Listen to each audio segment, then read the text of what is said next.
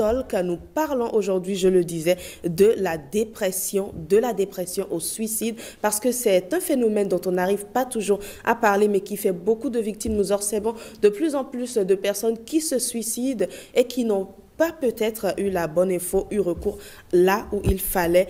Et on se demande sur ce plateau comment endiguer le mal. Je reçois pour en parler, mesdames, messieurs, Dr Ganiat Akambi. Vous êtes médecin et surtout activiste. Vous vous intéressez beaucoup aux questions de la dépression et surtout du suicide. Déjà, pourquoi s'intéresser à cela?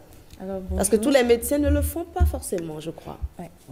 Alors aujourd'hui, je me suis intéressée à ça parce que c'est un problème aujourd'hui qu'on retrouve généralement dans la société, surtout chez les jeunes. Et nous militons surtout pour ça parce qu'on dit la jeunesse, c'est la force du lendemain. Et si on a un problème aujourd'hui, il faut en parler. D'accord. Et à quel moment justement l'envie de suicide survient? Parce que je sais, docteur Ganiat Akambi, que vous recevez beaucoup de personnes, vous vous entretenez avec des gens. À quel moment l'individu a envie d'en finir? Alors pour parler du suicide, d'abord le suicide c'est un acte qui permet de mettre fin à sa vie. Et pour commencer, ça vient d'une cause. Et la cause la plus importante, c'est la dépression. Nous avons également les troubles bipolaires et parfois des maladies, la schizophrénie. Mais nous allons plus nous accentuer sur la dépression. Et cette dépression vient de beaucoup de choses. Par exemple, on a des causes qui viennent de l'échec, de la stagnation professionnelle, des manques de moyens financiers, des problèmes de couple, des gourmets aujourd'hui, qu'on en parle et tout. Ne vous suicidez pas pour des gourmets. Voilà. Et ça arrive, mais évitez voilà, pendant les consultations, quand les personnes viennent, parce qu'ils ont des retentissements physiques, ils pensent que voilà, quand la personne a les maux de tête, il vient, c'est les maux de tête et tout, mais quand tu vas en profondeur, tu vois que le problème vient de quelque part. Donc c'est d'abord ces causes-là, en fait, qui entraînent cette personne. La personne reste beaucoup plus longtemps dans la dépression et et justement, le psychologue nous parlait tout à l'heure d'étapes. Il dit c'est quand on atteint ce pic-là qu'on pense au suicide. C'est quoi ce pic en fait? Alors c'est le moment ultime où la personne pense que voilà, le suicide est son dernier recours. Et généralement, les gens qui sont en dépression sont des gens qui donnent des signaux. Et l'entourage n'arrive pas à reconnaître. Et d'abord, cette personne aussi n'arrive pas à reconnaître d'abord qu'elle est en dépression. Et l'entourage aussi, cette personne essaie d'envoyer des choses. Je suis fatiguée, et je n'ai plus envie de faire quelque chose. Malheureusement, on en rigole. On en rigole. Ou cette personne est débraillée, cette personne n'a plus envie de se donner à 100%. Et il essaie de demander de l'aide. Et quand cette personne ne trouve pas de l'aide, finalement, il pense que le dernier recours, c'est le suicide. Merci beaucoup. Mais malheureusement, hein, madame, docteur Ganiat Akambi, je le disais et nous avons eu une belle réponse. Mais on a tendance à se dire, oh mais tu n'as pas d'argent, moi j'ai vécu pire, etc. Comment on peut assister le dépressif et vraiment changer sa mentalité? Alors déjà, c'est, comme l'a si bien dit mes chers collègues ici, c'est d'abord d'écouter cette personne. Essayer de comprendre ce que cette personne vit. Et je dis quelque chose, on a souvent l'habitude d'être plus concentré sur nous-mêmes. On dit moi, même eux. On ne fait pas attention à l'autre, sur toi. Et quand cette personne vient, on essaie d'écouter. Après, on dit, comme vous l'avez si bien dit, bon, tu sais, moi-même, je suis passée par là. Nous avons tous vécu ça. Oui, tout. Entre autres, en fait, aujourd'hui, cette jeunesse, elle n'est plus forte comme avant. Comme vous voulez le dire, quelqu'un qui a un gourmet aujourd'hui se suicide. Et comme quelqu'un à qui on annonce une mauvaise nouvelle à l'hôpital, vous avez le cancer, vous avez l'hépatite. Parce que moi, j'ai appris qu'il y a un jeune qui s'est suicidé parce qu'on a dit qu'il a l'hépatite B. Alors l'hépatite, ça se soigne, en fait, aujourd'hui.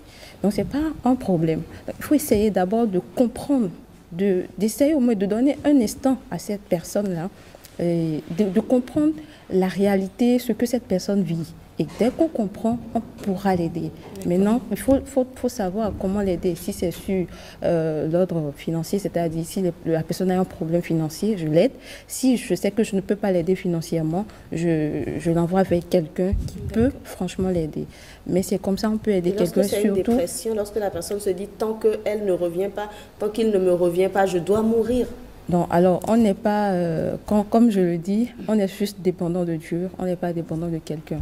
Si quelqu'un t'aime, la personne sera là, il restera là avec donc, toi. il faut conseiller celui qui vient vers vous pour qu'il ne se mette pas fin à ses jours. Parce qu'on peut rencontrer quelqu'un à tout moment.